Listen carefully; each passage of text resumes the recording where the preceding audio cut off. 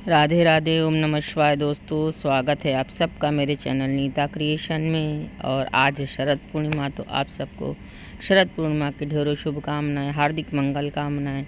और जैसा कि आप सब जानते हैं कि आज ही के दिन माता महालक्ष्मी का समुद्र से आगमन हुआ था, तो आज माता महालक्ष्मी का जन्म दिवस मनाते हैं। तो माता महालक्ष्मी को उनके जन्म दिवस की अनंत शुभकामनाएं, ढेरों मंगल कामनाएं। माँ लक्ष्मी का आशीर्वाद सब पर ऐसा ही बना रहे दोस्तों। और श्री राधा कृष्ण भगवान की भी कृपा दृष्टि बनी रहे कि जैसा कि जानते हैं कि सभी पूर्णिमा में ये पूर्णिमा सबसे खास होती है, क्योंकि इस दिन वृंदावन में प्रभु ने रास रचाया था राधा जी और सभी सखियों के साथ में।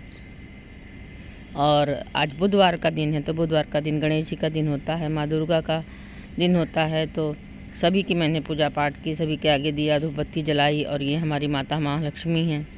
और रात को जैसा आप लोग जानते हैं 12 बजे के बाद चंद्रदेव की पूजा की जाती है, क्योंकि 12 बजे के बाद से उनकी रोशनी से अमृत किरणों से बरसता है, और जो हम सबके स्वास्थ्य के लिए बहुत ही लाभदायक होता है। तो इसी प्रकार से सब लोग जुड़े रहिए मेरे चैनल के साथ, देखते रहिए मेरे वीडियोस को, अपने वैल्यूबल कमेंट्स देते रहिए, लाइक सब्सक्राइब करिए। और अगर अच्छा लगे तो अपने फ्रेंड्स और फैमिली में शेयर भी करिए दोस्तों।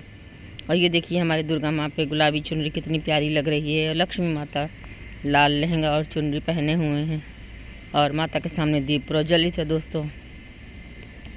और शरद पूर्णिमा के दिन जो खीर बनती है उसका अपना बहुत ही विशेष महत्व होता है दोस्तों, क्योंकि चंद्रदेव का रंग सफ़ेद है, और दूध भी सफ़ेद होता है, चावल भी सफ़ेद होता है, चीनी भी सफ़ेद होती थी। तो सभी सफ़ेद चीज़ों को मिला करके हम खीर बनाते हैं। उसमें गंगा जल, केसर, 5 मेवा सभी कुछ डाल करके बहुत ही अच्छे से खीर बनानी चाहिए दोस्तों। और अब मैं छत पर आ गई हूँ, 12 बज चुके हैं, तो चंद्रदेव की पूजा कर रही हूँ। सर्वप्रथम उन्हें गंगा जल मिला हुआ जल से अर्घ दे रहे हैं, फिर रोली और चंदन अर्पित कर रहे हैं। और चंद्रदेव के मंत्रों का जाप करते रहना चाहिए। ओम सोमाय नमः, ओम चंद्राय नमः। और आज के दिन ही शंकर जी ने चंद्रमा को अपने मस्तक पर धारण किया था, तो अभी से उनका नाम चंद्रशेखर पड़ा था दोस्तों, क्योंकि उन चंद्रदेव के ससुर जी दक्ष जी ने उनको श्राप दे दिया था कि अब रोहिणी को ज़्यादा प्यार करते थे, बाकी पत्नियों को नहीं करते थे। तो सबने शिकायत की, तो उन्होंने कहा सबको बराबर मानो, मगर उन्होंने नहीं माना, तो उनको श्राप दे दिया कि तुम्हारा धीरे धीरे रूप क्षय हो जाएगा। फिर वो बहुत परेशान हुए और शंकर जी की तपस्या की, तो शंकर जी ने प्रसन्न होकर आशीर्वाद दिया और उन्हें अपने मस्तक पर धारण किया। तब उनकी रोशनी के कारण धीरे धीरे उनका तेज बढ़ गया और वो पुनः सुंदर हो गए। मगर श्राप का थोड़ा असर तो था ही। तो परेवा से लेकर अमावस्या तक में 15 दिनों में चंद्रमा की कांति धीरे धीरे क्षीण होती है। फिर परेवा से लेकर पूर्णमासी तक आते हैं, तो उनका पूरा रूप हो जाता है और चंद्रमा पूर्ण रूप में और बहुत ही सुंदर दिखाई पड़ते हैं। अब देखिए मैंने लौंग कपूर की आरती जला ली है, गुलाब की धूपबत्ती जला ली है, और देसी घी का दीपक जला लिया है। उससे चंद्रदेव की आरती कर रही हूँ। ये देखिए, और चंद्रदेव का रूप आज के दिन बहुत ही निराला है। देखिए आसमान में कितने अच्छे बादल छाए हुए हैं, एकदम अलग कलर का लुक आ रहा है, बहुत अच्छे रंग के बादल हैं, और उसमें बीच में से चांद की रोशनी दिखाई पड़ रही है, जो बहुत ही सुंदर लग रही है।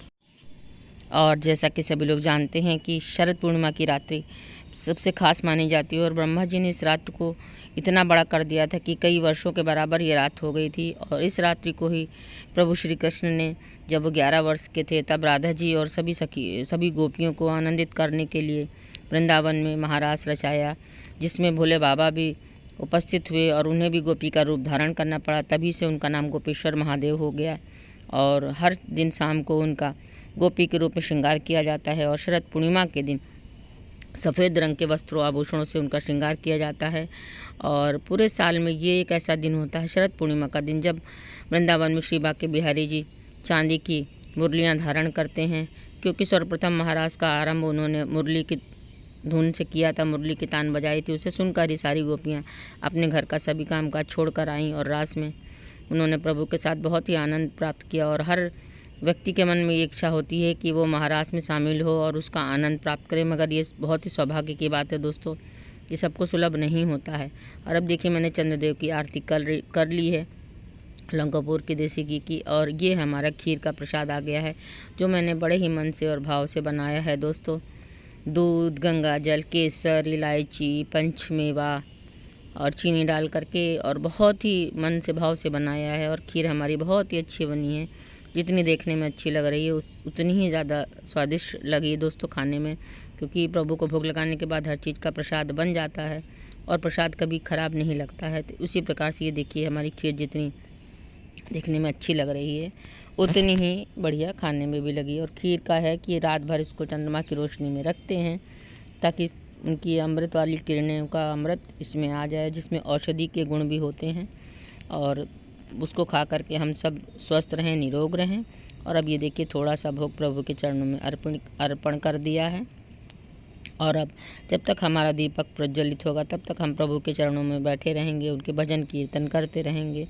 और दिया पूरा हो जाने के बाद नीचे उतरेंगे, क्योंकि नीचे मंदिर में भी पूजा करनी है। माता महालक्ष्मी के सामने भी मैंने खीर का भोग लगाया है, उनको भी भोग लगाना है, क्योंकि आज उनका जन्मदिन है। तो माता महालक्ष्मी सबके ऊपर अपनी कृपा बनाए रखे। ये हमारा ब्लैकी है जो हमारी सारी पूजा को देख रहा है। मैं और सुषमा देवी पूजा की। ओम नमः शिवाय, ओम नमः शिवाय, ओम नमः शिवाय, ओम शिवाय नमः, ओम नमः शिवाय, ओम नमः शिवाय, ओम नमः शिवाय, ओम शिवाय नमः। चंद्रशेखर भगवान की जय। गंगाधर। तो देखा दोस्तों हम लोगों का भजन कीर्तन हो गया है। प्रभु भोलेनाथ की, बाके बिहारी लाल के, राधा रानी सरकार के, लक्ष्मी माता के, सभी के भजन किए। और अब लक्ष्मी माता के सामने खीर का भोग अर्पित है और माता इसको स्वीकार करें और अपना आशीर्वाद हम सभी पर बनाए रखें। देखिए पास से ये खीर कितनी सुंदर लग रही है, मुझे तो बहुत ही अच्छी लग रही है दोस्तों। और खाने में तो क्या ही बात थी, कुछ कहने की बात नहीं। और चंद्रदेव सभी पर अपनी कृपा दृष्टि ऐसे ही बनाए रखें। और आज का लुक बहुत अच्छा लगा चंद्रदेव का और आकाश का, बादलों का, बहुत ही आनंद आया दोस्तों पूजा करने में। और हम लोग अब देखिए ये सुषमा दीदी डांडिया भी ले आई हैं, तो डांडिया बजा करके थोड़ा सा हम लोगों ने नृत्य भी किया, थोड़े भजन कीर्तन किए और प्रभु की कृपा प्राप्त करने के लिए अपने सामर्थ्य अनुसार पूजा पाठ किया। और प्रभु हम सब की पूजा को स्वीकार करे, सभी पर अपनी कृपा दृष्टि बनाए रखे। इसी के साथ आप सबका बहुत बहुत धन्यवाद देखने के लिए। राधे राधे। ओम नमः शिवाय। हर हर महादेव।